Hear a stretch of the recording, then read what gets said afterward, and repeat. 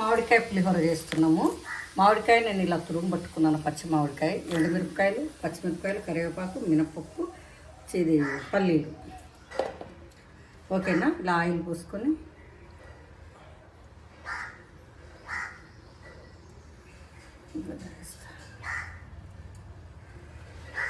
మనం పల్లీలు వేసుకున్నాం. బాగా వేగిపోయాయి అనమాట.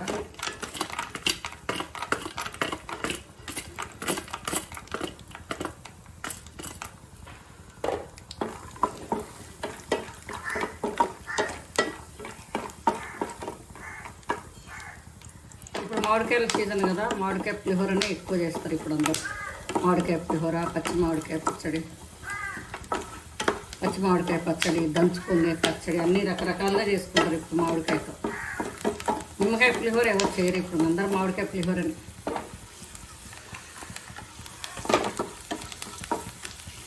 జీలకర్ర ఆవాలు వేస్తున్నాము. జీలకర్ర ఆవాలు, మినపప్పు, జీలకర్ర ఆవాలు, మినపప్పు, శనగపప్పు, తాలింపు గింజలు వేసాను అనమాట. అలాగే ఎండుమిర్చి 5 వేసాను. 5 ఎండుమిర్చి వేసాను. పచ్చిమిరపకాయలు కూడా వేస్తున్నాను. 3 పచ్చిమిరపకాయలు సగం సగం చేసి వేసాను అనమాట.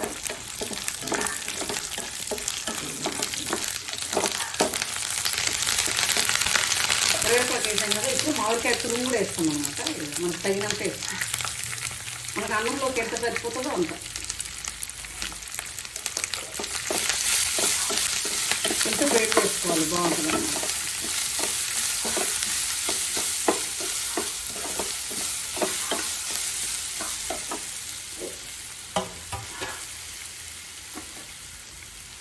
కొంచెం పసుపు,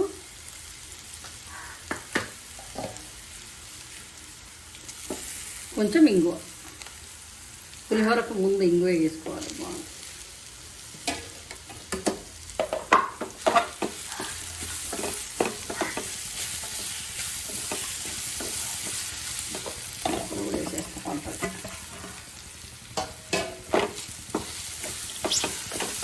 ఇదంతా ఇలా వేయించుకోవాలన్నమాట. మనం తాలింపులో బాగుంటుంది అన్నమాట. పచ్చిది వేస్తే పచ్చి పచ్చి వాసన వస్తుంది. కొంచెం వేయించుకుంటే బాగుంటుంది మార్కెట్లో.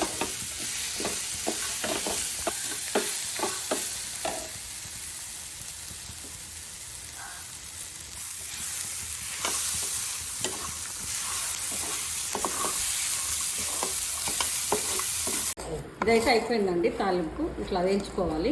మనం ఇలా వేయించి స్టోర్ చేసి ఫ్రిడ్జ్లో కూడా పెట్టుకుంటే మనం ఎప్పుడైనా నైట్ అన్నం మిగిలినప్పుడు అలా కూడా కలుపుకోవచ్చు. ఇలా కలిపి పెట్టుకోవచ్చు. ఇలా కొంచెం ఆయిల్ ఎక్కువ వేసి కలిపి పెట్టుకుంటే మనం రైస్ మిగిలినప్పుడు వేసుకోవచ్చు.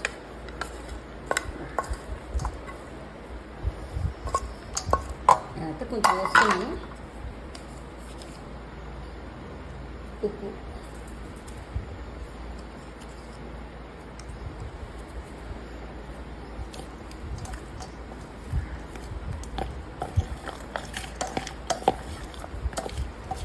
మనం అలా స్టోర్ చేసి పెట్టుకుంటే కూడా అన్నం రైస్ నైట్ మిగులుతుంది కదా, అప్పుడు కలిపి పెట్టుకోవచ్చు. గబగబా అన్నంలో కలిపేస్తే అయిపోతుంది పిల్లలు.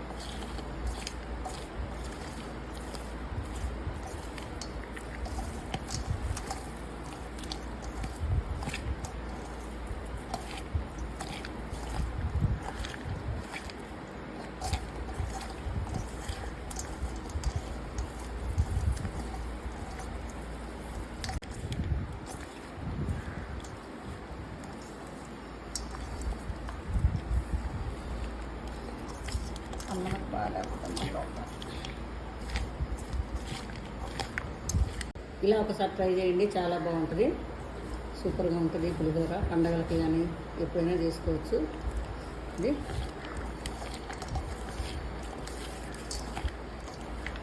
మా ఛానల్ని అయితే కంపల్సరీగా చూడండి.